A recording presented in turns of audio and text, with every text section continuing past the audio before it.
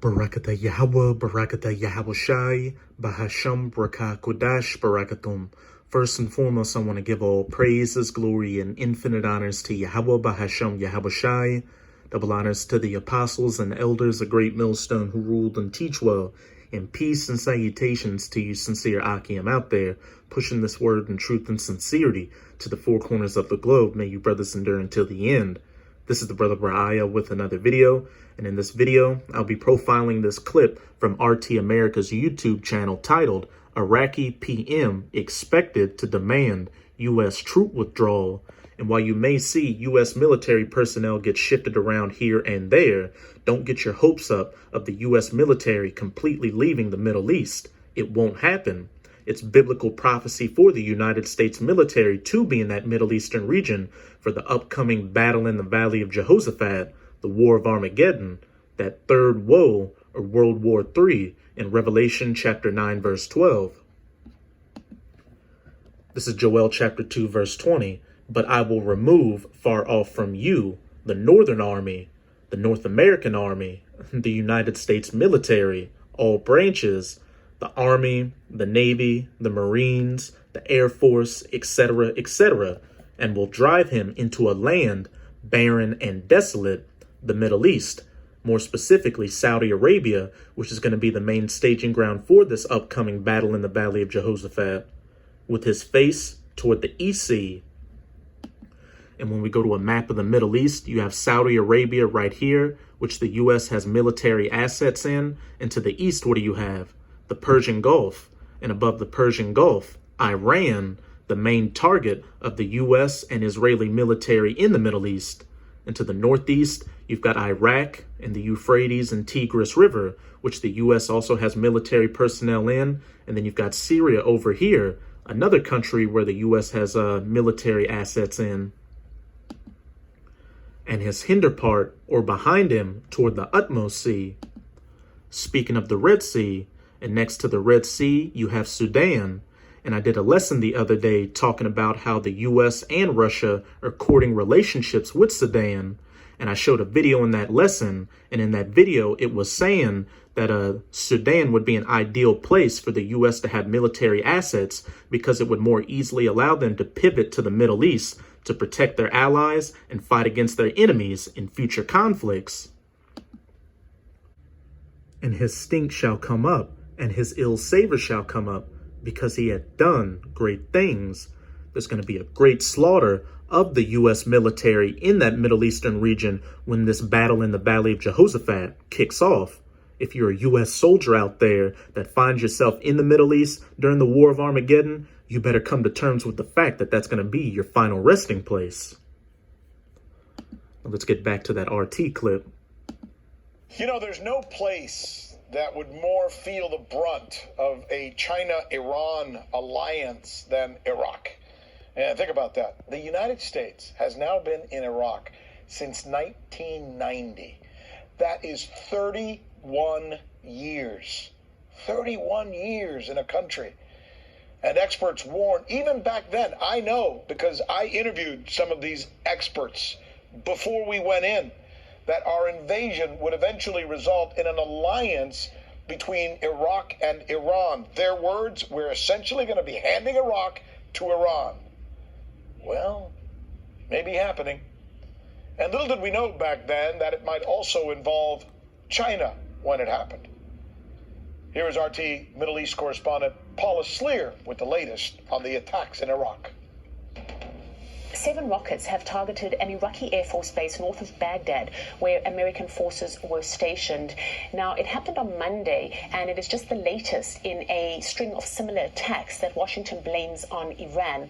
It wasn't so long ago, in a similar type of attack at a different Air Force base, a U.S. subcontractor was killed. Now, recently, there have been a number of such attacks against American forces in Iraq, although there was a lull towards the end of last year, just before the inauguration of American President Joe Biden, and it comes as Tehran is putting pressure on the United States to return to the 2015 nuclear deal.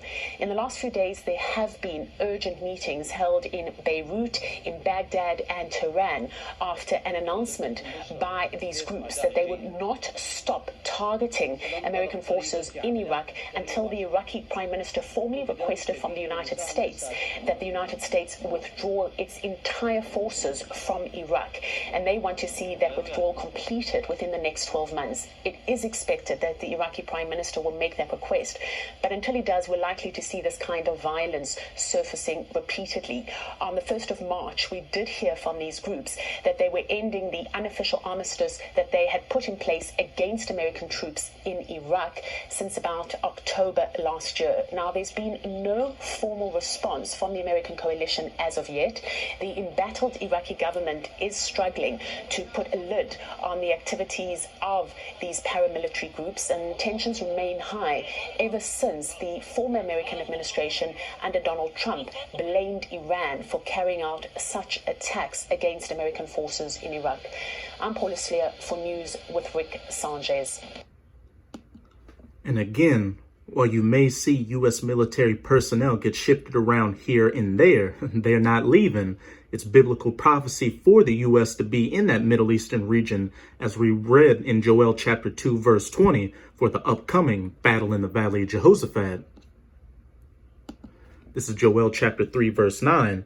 Proclaim ye this among the Gentiles, the heathen Gentiles, the U.S. military, the Russians, the Chinese, the Iraqis, the Iranians, the Saudi Arabians, the Israelis, Britain, France, Germany, these other NATO nations, etc., etc., prepare war with Iran, World War III, nuclear war, the battle in the Valley of Jehoshaphat, the war of Armageddon, and the true men of the Lord, the prophets of the Most High, chiefly through GMS or Great Millstone, are proclaiming among you heathen Gentiles to prepare for war by going out onto the highways and byways to preach this word, as well as putting up video epistles like this. Wake up the mighty men. Let all the men of war draw near. Let them come up.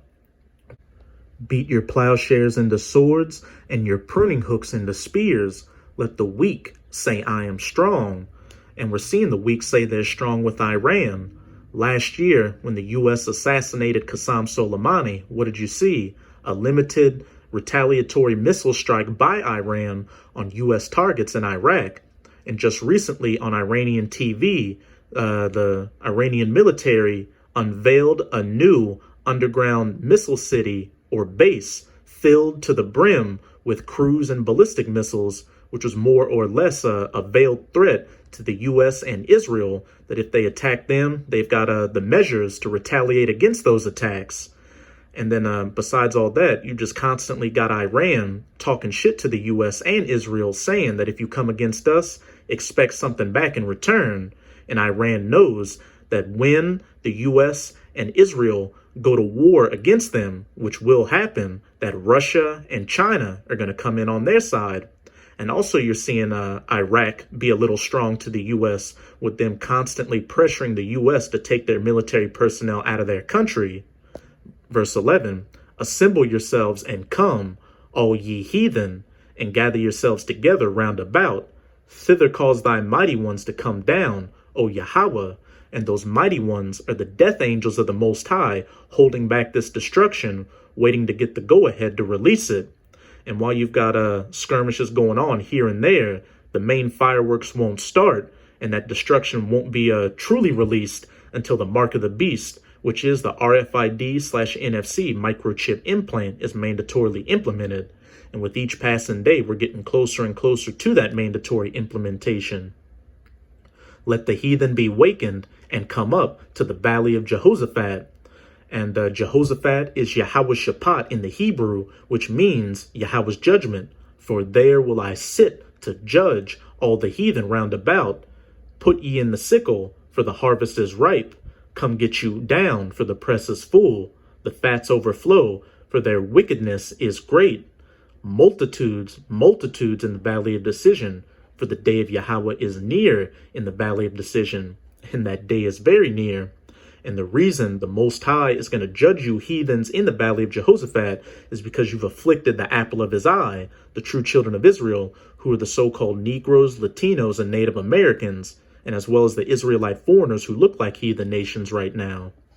Jump up to verse 1 in Joel chapter 3. For behold, in those days and in that time, and we're living in these days and times right now, the last seconds of the last days, when I shall bring again the captivity of Judah, the southern kingdom, or the so-called Negroes, and Jerusalem, the northern kingdom, or the so-called Latinos and Native Americans, the elect from all 12 tribes waking up and coming back to their power. Yahweh Bahasham Yahweh Shai. Verse 2, I will also gather all nations, again you heathen nations, the United States, Russia, China, Iran, Saudi Arabia, Israel, Turkey, Australia, Britain, France, Germany, these other NATO nations, Pakistan, India, etc., and will bring them down into the valley of Jehoshaphat, Yahweh's Shaphat, or Yahweh's judgment in the Middle East, and will plead with them there for my people and for my heritage, Israel. And when you go into that word plead in the Strongs, it's Shaphat, which means to punish, vindicate, judge, whom they have scattered among the nations. You had the transatlantic slave trade, where the southern kingdom was taken from the west coasts of Africa and Europe to the Americas. And then in the Americas, when you European Edomites colonized it, you enslaved the northern kingdom and sent some of them off to be slaves in other countries, and parted my land. And the land is parted right now between two heathen nations that don't belong there. Those Amalekite Edomites calling themselves Israelis, and those Palestinian Arabs or Ishmaelites. And they have cast lots for my people, and have given a boy for an harlot, and sold a girl for wine, that they might drink. And what does that sound like? Slavery. And while all you heathen nations are going to be punished for afflicting the children of Israel, at the top of the list are you Edomites, or so-called white people, who have done the most in afflicting the children of Israel.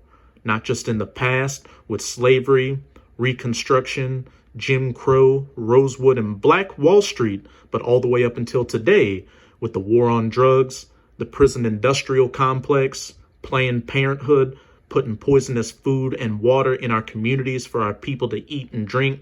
Remember Flint, Michigan, pushing out thug, hip-hop, black culture, and BLM onto our people to further take them away from their power, and these cops shooting down our men, women, and children down dead like dogs in the streets. You Edomites got a hell of a lot to pay for, and in the kingdom, double is going to be done unto you, as you did unto the children of Israel on this side. So that's it with this video. And with this video, I hope you sincere Akim were edified. Just keep strong and keep pushing this word. We're almost out of this final wicked captivity of the heathen nations, chiefly of the Edomites. And as always, I'm going to say Abad Babal, Kwam Yasharala, and until next time, Shalom.